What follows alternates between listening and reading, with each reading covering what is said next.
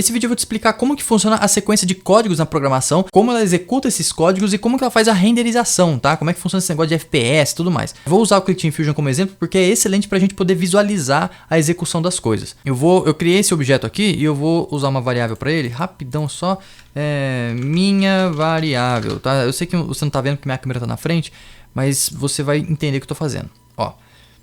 Então, eu vou criar uma nova condição aqui. Se eu pressionar a letra A no teclado, no momento que eu pressionar a letra A, eu vou atribuir um valor a essa variável que eu acabei de criar. Então eu venho aqui no objeto que eu acabei de criar, eu defino a variável, eu vou definir o valor 10 para ela, por exemplo. Agora, eu vou criar uma outra ação também da letra A. Só que agora eu vou atribuir a variável o valor 20. E eu vou criar uma terceira ação ainda na letra A, só que eu vou atribuir o valor 30. E então, olha só a sequência que eu fiz aqui. Se eu pressionar A variável vai para 10. Se eu pressionar A variável vai para 20. Se eu pressionar A variável vai para 30. Então quer dizer que se eu pressionar A uma vez vai para 10, A de novo vai para 20, A de novo vai para 30, né? Na verdade não. Na hora que eu pressionar A, ela vai para 30 direto. Só que não diretamente de 0 a 30. Ela vai passar por 10, por 20, por 30, só que a gente só vai visualizar o 30. Por que isso? Olha só como funciona. Eu vou executar o jogo aqui para você poder entender o que eu estou falando. Ó, eu vou abrir aqui a execução.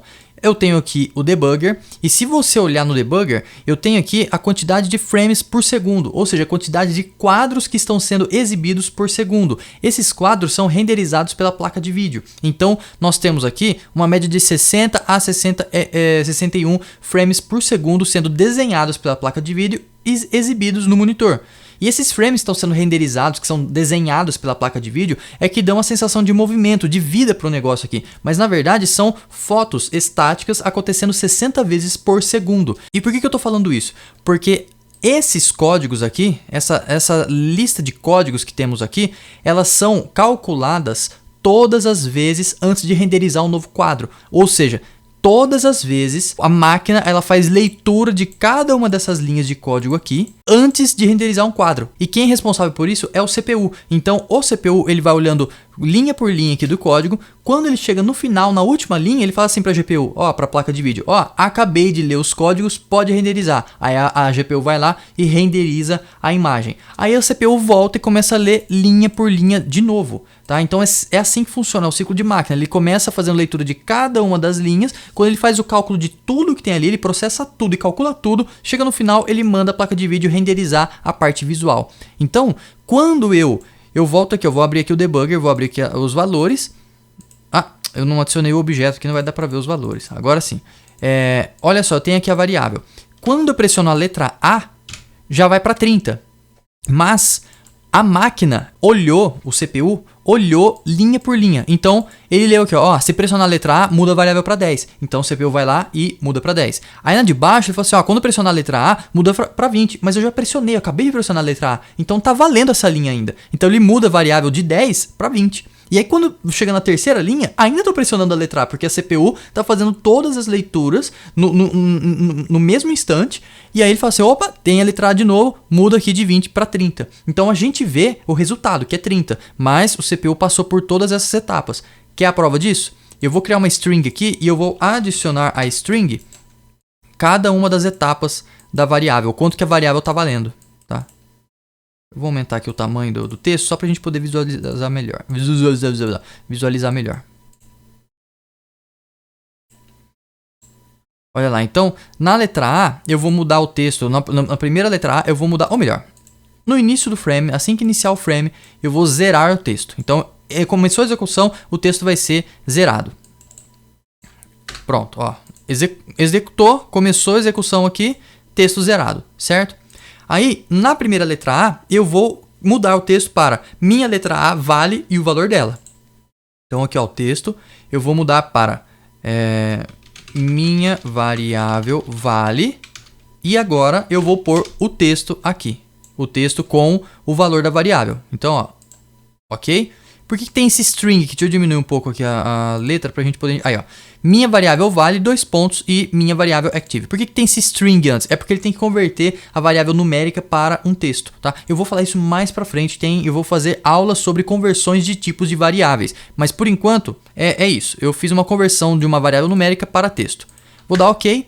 Então, se eu pressionar a letra A, ele muda. Minha variável vale 10, porque eu coloquei apenas nessa linha aqui. Eu vou ampliar um pouco isso aqui para a gente poder visualizar melhor o texto. E agora na segunda linha eu vou pegar a própria informação da string e eu vou acrescentar uma nova linha. Então eu venho aqui a própria string, eu vou obter aqui a própria string, mais new line, que é uma nova linha, tá? E aí eu vou colocar aqui, ó, minha variável vale e o valor da variável de novo. Então eu venho aqui e o valor da variável de novo. E eu tenho que jogar ela dentro de uma string para fazer a conversão. E por último, a mesma situação, tá? Então olhando aqui as etapas, né? Eu vou até colocar aqui, ó, A,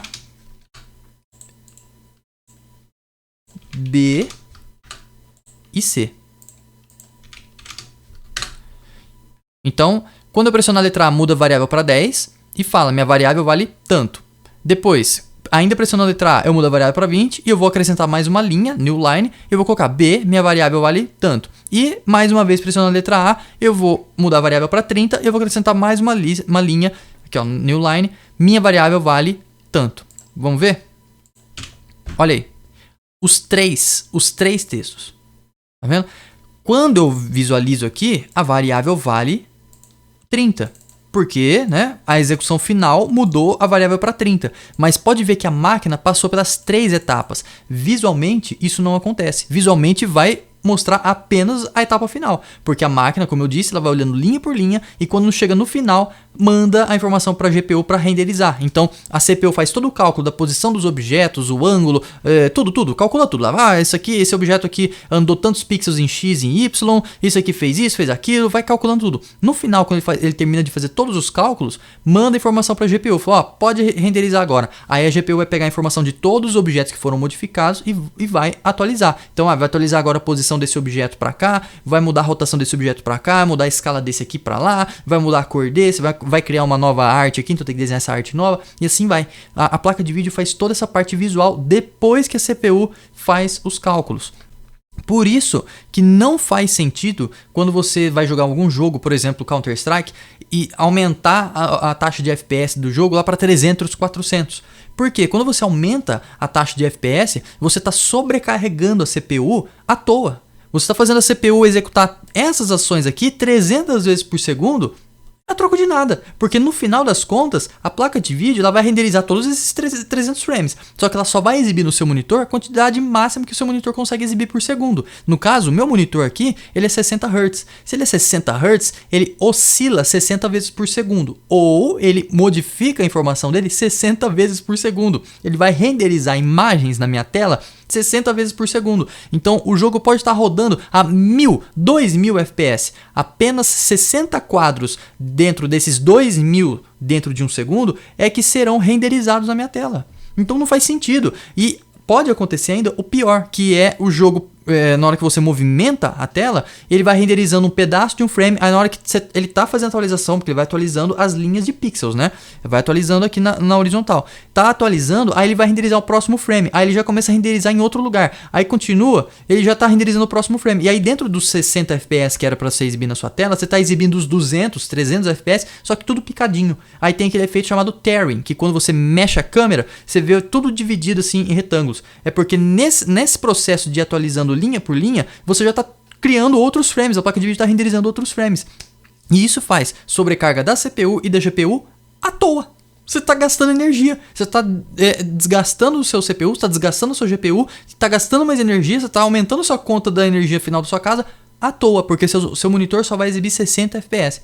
Ah não, mas no Counter-Strike funciona que você clica não sei o que se você está renderizando mais FPS lá, está renderizando mais quadros, você tem uma ação mais rápida. Não, não tem isso, não tem. Porque o delay que você vai ter entre um frame e outro é muito pequeno. O que muda de fato é o tick rate do servidor. É a informação que vai para o servidor, atualiza lá e devolve para o seu computador e para o computador das outras pessoas. Isso sim tem importância, porque aí é a velocidade do servidor de receber esses dados e redistribuir. Agora no seu computador, você aumentar ou diminuir o FPS não vai fazer diferença. É claro que se estiver rodando a um FPS muito baixo, por exemplo 10, 15 FPS, aí vai ter diferença, porque entre um FPS e outro, para ele poder fazer todos os cálculos da CPU e atualizar os dados, aí demora, tá? Mas no caso de 60 FPS para 2, 3 mil, não vai fazer diferença assim, nenhuma. Humanamente imperceptível. Talvez você consiga perceber um pouco melhor se o seu monitor for 120 Hz. Aí faz sentido você rodar o jogo a 120 FPS. Mas se seu monitor é 60 FPS, você pode rodar aí o jogo a 300 FPS. Não vai fazer diferença.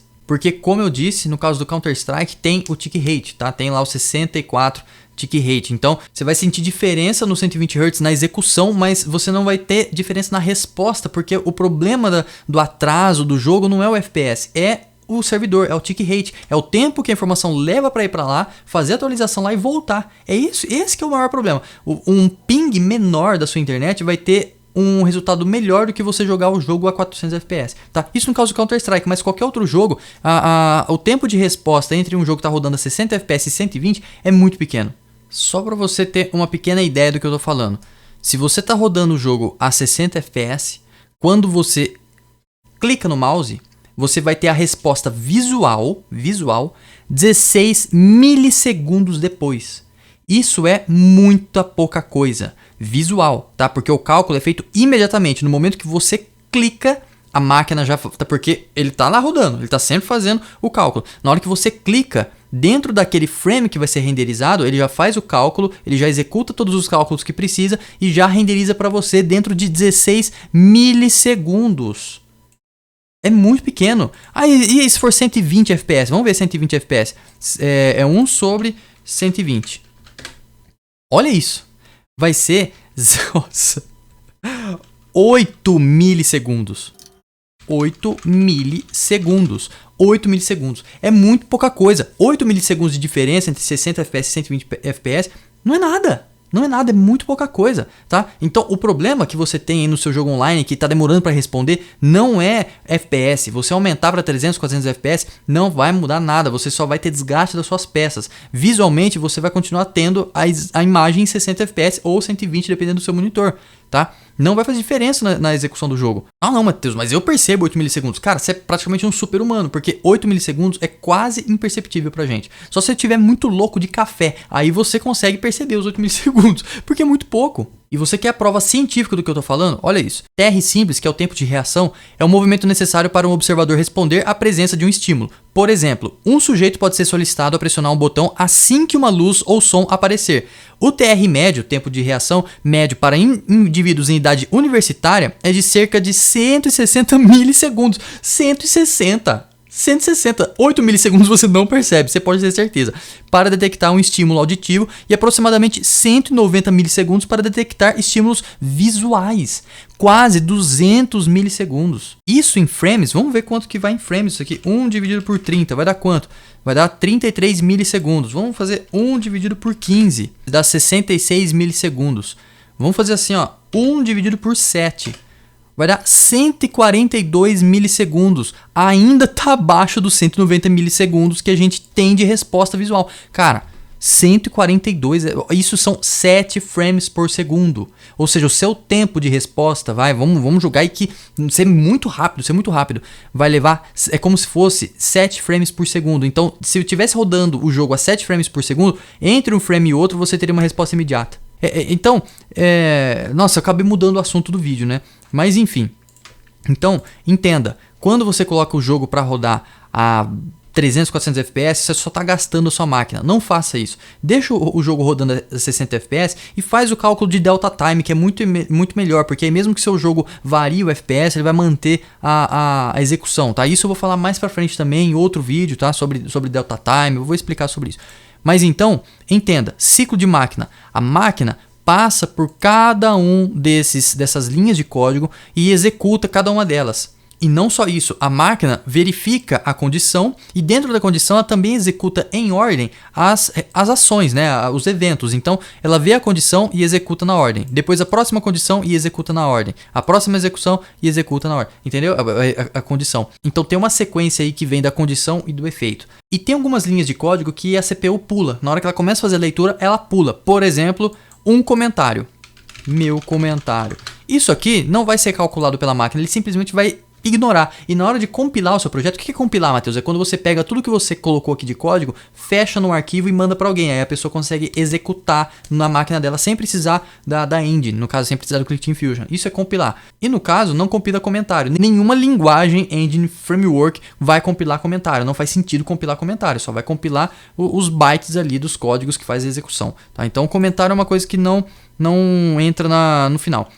Outra coisa são os métodos e funções, que você vai aprender mais pra frente aqui no curso, mas basicamente é o seguinte, tem uma função lá, faz, sei lá, cálculo do seno do ângulo. Em momentos específicos você quer chamar essa função. Só quando você chama a função, apesar de ela estar aqui no código, ela não vai ser lida, ela só quando for chamada é que vai ser executada. Aliás, a gente viu isso lá no vídeo de Flutter, né? Que tinha lá o método incrementar counter e outro que era decrementar counter. Aquelas funções, elas não executavam com o ciclo de máquina. Quando a máquina vai olhando as linhas, quando chega naquelas funções, nos métodos, simplesmente ignora, ele passa adiante, ele não vai executar aquilo. Ele só executa aquelas linhas de código quando elas são chamadas, porque são métodos, são funções. Então só quando são chamados por outro lugar é que a máquina vai para lá. Então, por exemplo, vamos supor que eu tenho aqui, embaixo desse evento, tenho aqui um evento que chama um método.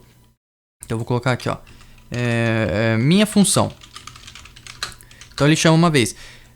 E aí eu tenho a função aqui embaixo.